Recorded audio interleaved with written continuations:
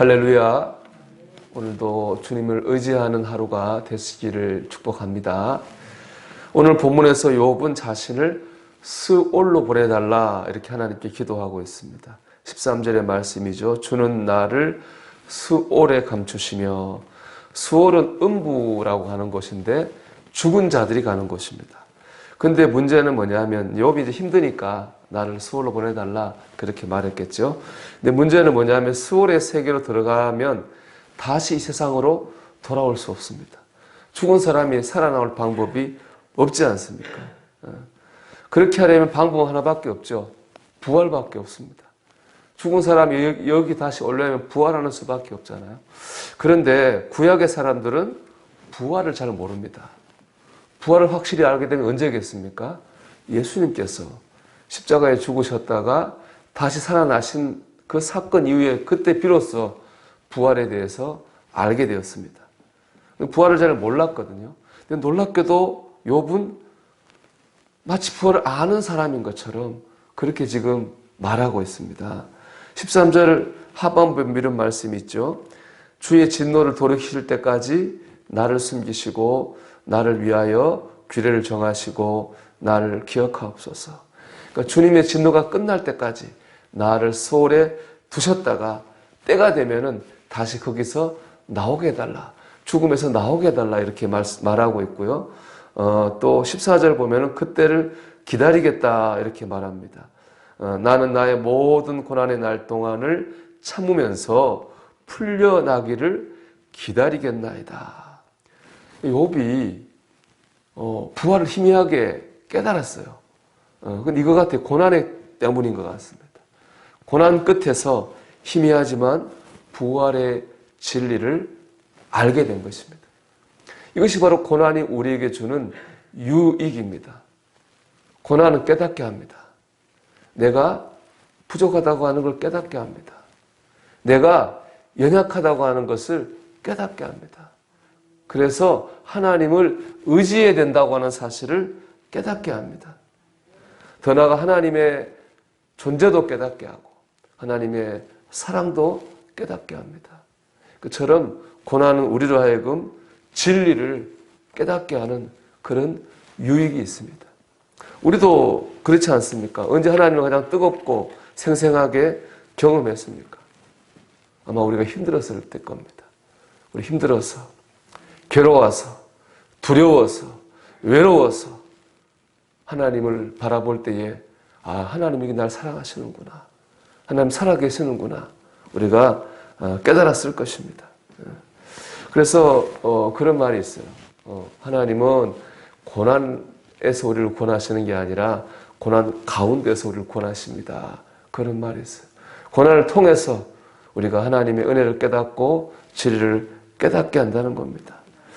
여러분 바라기는 고난을 통해서 여러분 진리를 깨닫고 하나님의 뜻을 깨닫고 은혜를 깨닫게 되시길 축복합니다. 물론 그렇지 못한 사람도 있습니다. 그냥 고난이 고난으로 끝나는 사람도 있죠. 하나님을 바라보지 않기 때문에 그렇습니다. 하나님 앞에 있지 않기 때문에 그렇습니다. 하나님 앞에서 하나님 바라보지 않으면 고난으로 끝나는 겁니다. 하나님을 바라보고 하나님 앞에 있을 때 우리는 고난을 통해서 깨닫게 될 것입니다. 바라기는 여러분 고난 가운데서 여러분의 고난이 은혜와 축복과 깨달음으로 이어질 수 있기를 주 이름으로 축원합니다. 오늘 말씀이 주는 두 번째 음성은 뭐냐? 고난을 이기는 가장 강력한 무기는 부활의 소망이라는 겁니다. 부활의 믿음이라는 거죠. 오늘 말씀 보면 욥이 고난 끝에서 붙잡았던 것은 무엇입니까? 부활의 믿음입니다. 내가 지금 수월로 내려가도 하나님 다시 살아나게 하실 거라고 하는 믿음으로 욥은 고난을 이기고 있는 거죠.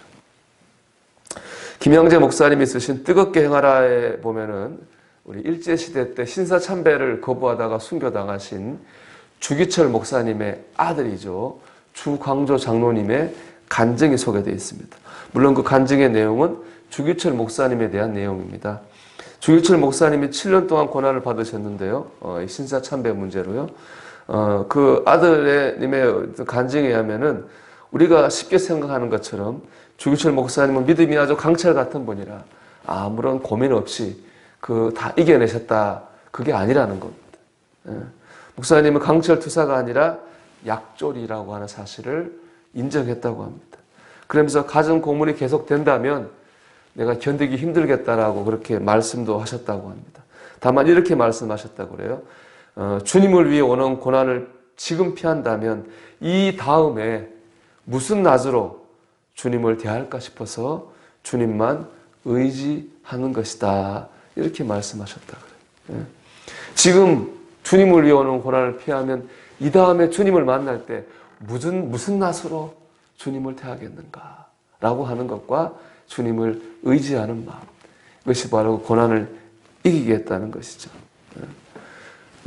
주기철 목사님이 하여금 고난을 이기게 한 것은 인간 주기철의 용기나 의지가 아니었던 거죠. 그건 뭐였습니까? 부활의 신앙입니다. 이 다음에 주님을 만나면, 그렇잖아요.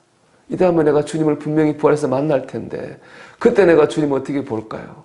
그런 부활의 신앙이 그 고난을 이기게 했고요.